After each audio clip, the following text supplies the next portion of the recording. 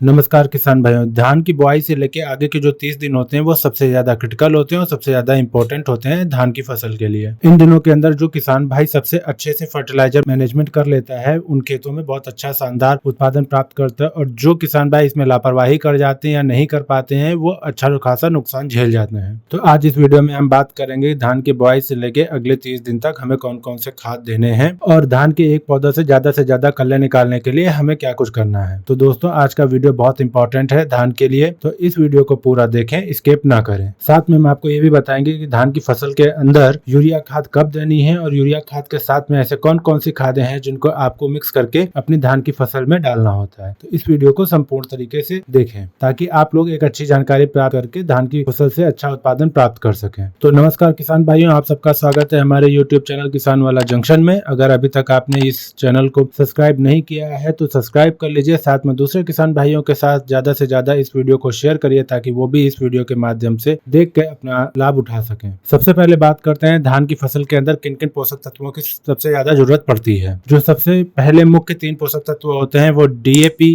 Urea, potash, जिनसे phosphorus, potassium और nitrogen मिलती है। इनकी आवश्यकता तो किसी भी फसल को सबसे ज्यादा पड़ती है। किसान भाइयों, मैंने आपको पहले भी बताया था डीएपी और पोटाश की जो मात्रा है आपको अपने खेत को तैयार करते समय पूरी तरीके से दे देनी है। आशा करता हूँ आप लोगों ने ऐसा किया होगा। बहुत से किसान भाई ये भी सोचते हैं जब धान की ट्रांसप्लांट किए जा रहे होते हैं तब उस समय पे यूरिया दे देनी चाहिए ताकि उनको नाइट्रोजन भी मिल जाए। तो किसान भाइयों, जब आप डीएपी दे रहे होते तो उसमें ऑलरेडी 18% नाइट्रोजन होता है, तो उस समय पौधा छोटा होता है, बहुत ज्यादा आवश्यकता नहीं होती है नाइट्रोजन की, तो उस वक्त आपको डीएपी से जो नाइट्रोजन मिल रहा होता है वो उतना पर्याप्त होता है। अब रही बात फास्फोरस की, तो फास्फोरस बहुत ही आवश्यक होता है। शुरुआती चरण में आपके पौधों को अगर फास्फोरस मिल जाता है तो बहुत ज्यादा अच्छा होता है। जो आपका धान का पौधा होता है जब 3 दिन बाद उसमें व्हाइट रूट आने लगता है उस वक्त आपको फास्फोरस की सबसे ज्यादा पौधे को जरूरत होती है, और उस समय अगर फास्फोरस मिल जाता है तो ज्यादा से ज्यादा जहाँ जड़ें आती हैं और वो नीचे आपके खेत में जाती हैं और उससे जितना भी पोषक तत्व होता है सब अच्छी मात्रा में वो पौधे को दे रही होती है। तो इस समय फास्फोरस की आवश्यकता बहुत ज्यादा होती है। किसान में जब आपके पौधे की जो जड़ें होती हैं वो अच्छे से बनती हैं और मिट्टी में नीचे ज्यादा तक जाती हैं तो उसमें जो खनिज पदार्थ पड़े होते हैं, जो आवश्यक तत्व पड़े होते हैं वो अच्छे से उनको ले सकते हैं। या आपने बाद में भी अगर कोई खनिज और कोई पदार्थ दे रखे हैं, कोई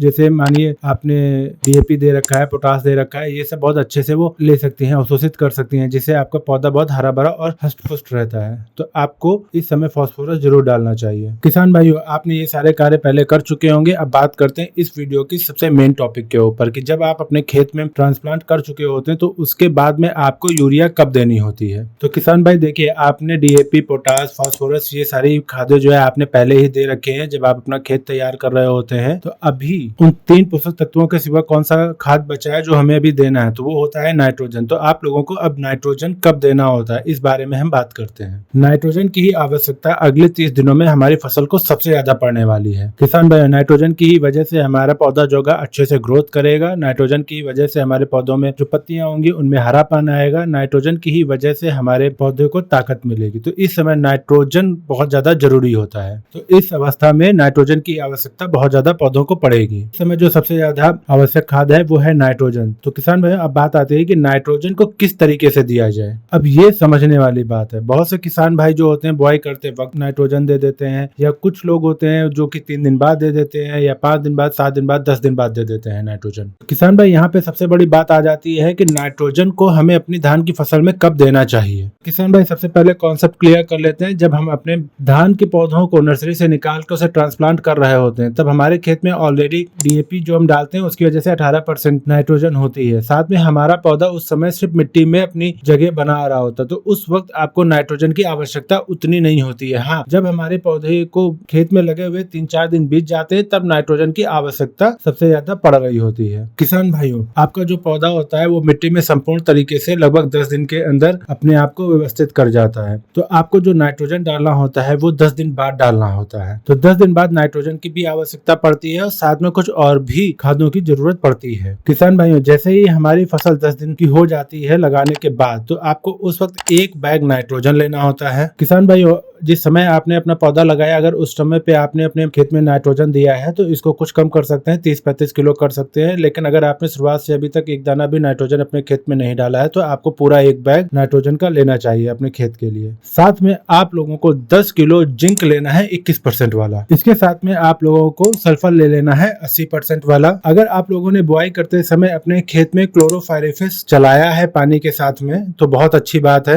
अगर आप लोगों ने उस टाइम पे क्लोरोफाइरिफिस नहीं चलाया है तो आप लोग इसी टाइम पे अपनी खादों के अंदर 1 लीटर पर एकड़ के हिसाब से इन्हीं खादों के अंदर इनको मिक्स करके अपनी धान की फसल में देना है, ताकि जो हमारे जड़ों के अंदर कोई भी अगर बीमारी लगी है, कोई भी कीट रहित बीमारी लग रही है या कीट है तो वो पूरी तरीके से खत्म हो जाए। शुरुआत में ही खत्म हो जाएंगे और हमारी फसल के लिए अच्छी ग्रोथ के लिए ये शुरुआत में बहुत जरूरी है। ये एक इंसेक्टिसाइड है। इन सबको एक साथ लेके मिला लेना है। जो हमने सल्फर ली है वो खाद को पानी बनने से रोकेगी। साथ में जो सल्फर होता है उसका काम बहुत बढ़ जाएगा, क्योंकि ये एक तरीके से फंजीसाइड का भी काम करेगी। साथ में आपके जहाँ पे बहुत स्ट्रॉन्ग मिट्टी होती है वहां पे जो लॉक हो जाती है खेत, उसको तोड़ने का भी काम करती है। तो आपको सल्फर भी जरूर लेना है। साथ में आपके जो जमीन के रोम छिद्र होते हैं उनको खोलने में मदद करेगा। आपके जो जमीन की पीएच लेवल हाई होती है उसको भी मेंटेन करने में मदद करेगा। इस टाइम पे सल्फर का बहुत ही आवश्यकता और बहुत मेन रोल होता है। इन सबको आपस में मिला के अपने खेत के अंदर छिटक देना है। साथ में आप कोशिश करिए कि आपके खेत के अंदर पानी की मात्रा बहुत कम हो। किसान भाइयों, आपको मैं ये बात बता दूं कि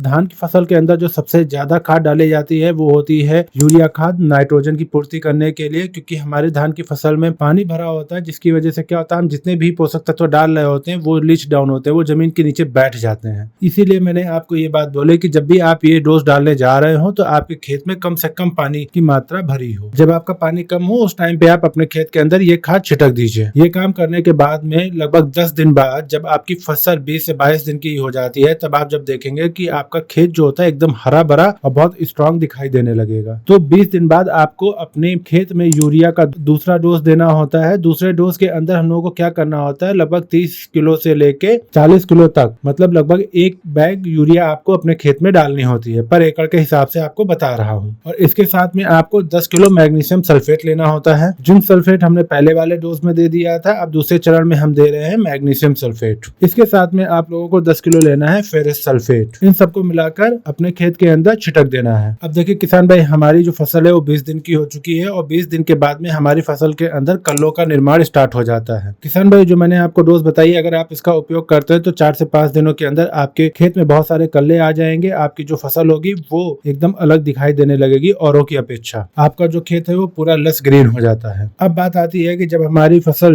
लगभग 30 दिन से 35 दिन की हो जाती है, वो जो है आपकी वैरायटी के ऊपर डिपेंड करता है कि अगर आपने 90-95 दिन की वैरायटी लगा रखी है तो आपको 30 से 35 दिन के बीच में ही आपको अपनी तीसरी डोज यूरिया की दे देनी होती है। तो इसके अनुसार अब तीसरा हमें कब डोज देना होता है, अगर आपके किसान भाइयों खेत एकदम लस ग्रीन है, एकदम हरा भरा है, तो आपको तीसरे डोज में यूरिया की मात्रा कुछ कम कर देनी होती है। तो आप लोग 30 से 35 किलो यूरिया कर सकते हैं एक बैग से घटा के। किसान भाइयों, अगर आपको अपना खेत देख के ये लग रहा है कि अभी उतना अच्छा हरा भरा नहीं हुआ है तो आप अपने खेत में पूरा एक बैग यूरिया डाल सकते हैं। अब बताते हैं कि तीसरी डोज में हमें क्या मिलाना है। तो तीसरी डोज में हमें थाइफेट मेथाइल 70% वाला जो रोको के नाम से आता है उसको मिलाना होता है, या फिर आप कोई और ले सकते हैं जो अच्छा थाइफेट मेथाइल आता है उसको आप उपयोग कर सकते हैं। जो थाइफेट मेथाइल 500 ग्राम आपको अपने खेत में मिला के डाल देना होता है। किसान भाइयों, जो आपके पौधों को पोषक तत्व जितनी मिलनी थी वो सब कुछ मिल चुका है। जमीन के अंदर जो पौधों में फंगस जनित बीमारियां लगनी थी वो सब आप कंट्रोल कर सकते हैं इन दवाइयों को डालकर और खादों को डालकर। ये सब काम करने के बाद में जब आपकी फसल 30, 35, 34 दिन की हो जाती है तब आपको एक स्प्रे और करना होता है। जितनी भी रही बची कसर है वो एक स्प्रे जो हम आपको बताने जा रहे हैं इससे पूरी हो जाएगी। तो उस स्प्रे के अंदर आप लोगों को 1 किलो यूरिया लेनी है,